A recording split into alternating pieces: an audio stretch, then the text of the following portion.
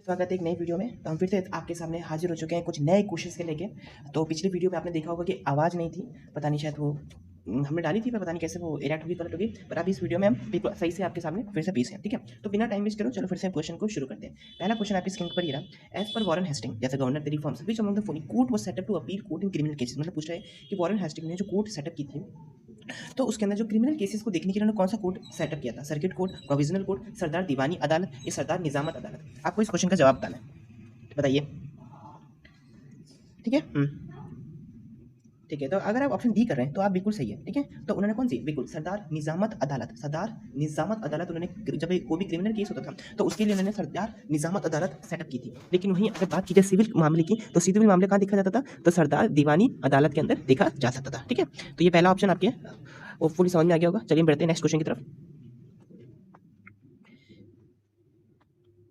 तो ये पूछ रहा है, यहाँ क्वेश्चन ये है कि in which provisions Muslim League form their first government after 1946 election. ठीक है, 1946 के इलेक्शन के बाद से मुस्लिम लीग ने अपनी पहली बार सरकार कहाँ बनाई थी? बंगाल, मद्रास, बॉम्बे या यूनाइटेड प्रोविजंस? बताइए।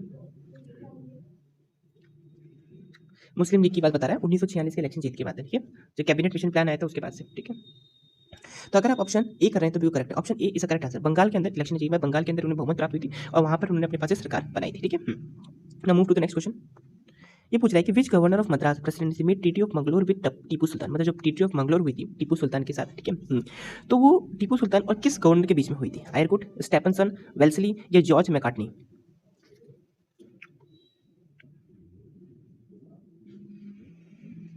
बताइए।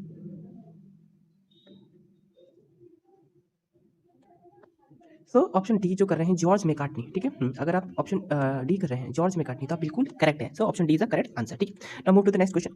ये पूछ रहा है कि in which year submarine telegraphy system was open between India Europe. की सबमरीन्स जो टेलीग्राफी सिस्टम होता है इंडिया यूरोप के बीच में कब शुरुआत हुई थी उसकी? बताइए। 1860, 1862, 1865 या 1880? देखिए इस तरह के क्वेश्चंस के लिए भी आप तैयार रहें कि अगर आपको ये आते हैं तो बिल्कुल आप आंसर दे दें। कोई यूपीसी लेवल की ये हार्ड क्वेश्चंस नहीं है, नॉर्मल क्वेश्चंस है जिसको आप करना चाहिए। हम थोड़े स्टैटिक पार्ट है। चलिए स्टार्ट बताइए। ठीक है, तो अगर आप ऑप्शन नंबर अगर आप ऑप्शन नंबर सी कर रहे हैं 1865 तो बिल्कुल करेक्ट आंसर है। 1865 में पहली बार इंडिया और भारत के बीच में अपने पास टेलीग्राफी सबमरीन टेलीग्राफी के सिस्टम की शुरुआत हुई थी। Now move to the next question. ये रखा है कि who among the following personality founded East India Association in 1866? Surendranath Banerjee, Mary Carpenter, उसके बाद दादा भाई नौरोजी या सीपी मुटलायर? बताइए इनमें से किसने अपने पास ईस्ट इंडिया एसोसिएशन का स्थापना की थी? आप सभी को इसका आंसर पता भी होगा, बिल्कुल बताइए।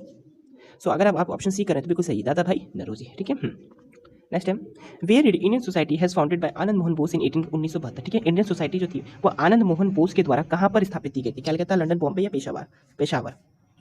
ठीक है, तो बताइए। तो अगर आप ऑप्शन नंबर बताइए क्या कर रहे हैं, ए कर रहे हैं कि बी कर रहे हैं? इंडियन सोसाइटी की स्थापना आनंद मोहन बोस के द्वारा कहाँ की गई थी? तो अगर ऑप्शन बी कर रहे हैं तो भी करेक्ट है, London is the correct answer of that question. चलिए बढ़ते हैं नेक्स्ट क्वेश्चन की तरफ। क्या लिखा है? हु अमंग द फॉलोइंग, यहाँ देखिए थोड़ा सा, who among the following was defeated by Subhash Chandra Bose in the 1939 election of the president of Congress at the Tripura session हुआ था? तो कौन डिफीटेड हुआ था बाय द सुभाष चंद्र किसको हराया था? ठीक है, तो पंडित जवाहरलाल नेहरू को, पटाभी सीतारामैया को, मौलाना आजाद को या राजेंद्र प्रसाद को? बताइए। तो बहुत चर्चित क्वेश्चन है और हमेशा आपके आता भी है। ठीक है, गांधी जी किसको चाहते थे और कौन बन गया, तो ये आपने सोचा ही होगा। ठीक है, बताइए। तो अगर ऑप्शन बी कर रहे हैं तो भी करेक्ट है, पिटाबी सीतारामैया। ठीक है, now move to the next question. ये रखा आपको, ये तीन वॉर्स दे रखे हैं, battle of Saint Thomas, battle of Wandiwash और बैटल ऑफ अंबूर। इन तीनों बैटल को आपको क्रम अनुसार आपको जमाना है कि कब हुआ था ये था। ठीक है,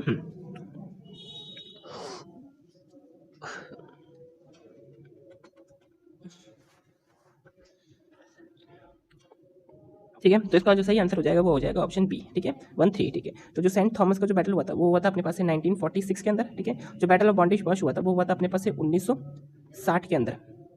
ठीक है, 1970 में हुआ था शायद, 1960 1960 में हुआ था। और battle of Ambur I think थोड़ा मैं मिस आउट कर रहा हूँ, मैं आपको बता दूंगा। ठीक है, पर करेक्ट आंसर क्या होगा? B. Now move to the next question. Who ascended the throne of Bengal after the death of the Mir Jafar की मृत्यु के बाद से उनकी गद्दी किसने संभाली थी? मीरन ने, निजामुद्दौला, लॉर्ड क्लाइव या शाह आलम द्वितीय? बताइए। सो अगर आप ऑप्शन नंबर बी कर रहे हैं तो मैं आपको बिल्कुल correct option number B, Nizamuddaula is the correct answer of the question. Now move to the next question.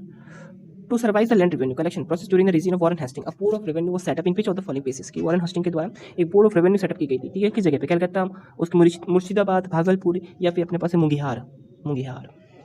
बताइए। ठीक है। अगर आप ऑप्शन ए कर रहे हैं कलकत्ता और कहा गया, ठीक है। तो अगर आप ऑप्शन नंबर ए कर रहे हैं कलकत्ता तो बिल्कुल सही है, ठीक है। Now move to the next question. ये लिखा था treaty of Surat was signed between which of the following, Raghunath Rao and अंग्रेजों के बीच में नारायण राव एंड इंग्लिश के अंग्रेजों के बीच में माधव राव और अंग्रेजों के बीच में कि नाना फडणवीस और अंग्रेजों के बीच में, बताइए तो बहुत फेमस वर्ड, ठीक है। ठीक है। तो अगर आप ऑप्शन नंबर ए कर रहे हैं तो बिल्कुल सही, रघुनाथ राव एंड अंग्रेजों के बीच में ये ट्रीटी हुई थी, ठीक है। A. Now move to the next question. ये लिखा है कि who among the following leaders join Gandhi ji in Champaran Satyagraha held on the separate, ठीक है। किसने ज्वाइन किया था गांधी जी को? इनमें चार में से बाल गंगाधर तिलक ने, सुभाष चंद्र बोस ने, राजेंद्र प्रसाद ने, इनमें से कोई नहीं, बताइए। ठीक है। तो इसका आंसर क्या हो जाएगा? तो इसका आंसर हो जाएगा option number C, Rajendra Prasad, ठीक है।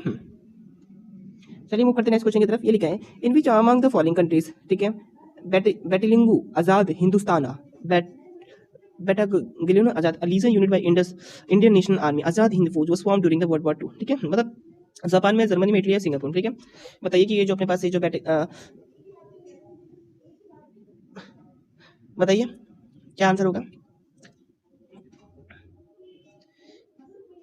बेटागिलियन आजाद हिंदुस्तान का बनाया था। तो इसका अगर आप ऑप्शन नंबर सी करें तो करेक्ट है, इसको रट लेना अच्छे से, आ गया तो क्वेश्चन आपको जवाब दें, ठीक है। नेक्स्ट है who among the following organisation works with Congress in 1886 में? कौन? East India Association, Indian National Association, British Indian Association या इंडियन लीग? कौन अपने पास 1886 में इंडियन नेशनल कांग्रेस से अपने पास मिल गई थी? तो इसका जो सही आंसर हो जाएगा बताइए क्या होगा? B C D A B C D, बताइए। तो इसका ऑप्शन बी करें बिल्कुल सही है, इंडियन नेशनल एसोसिएशन, ठीक है।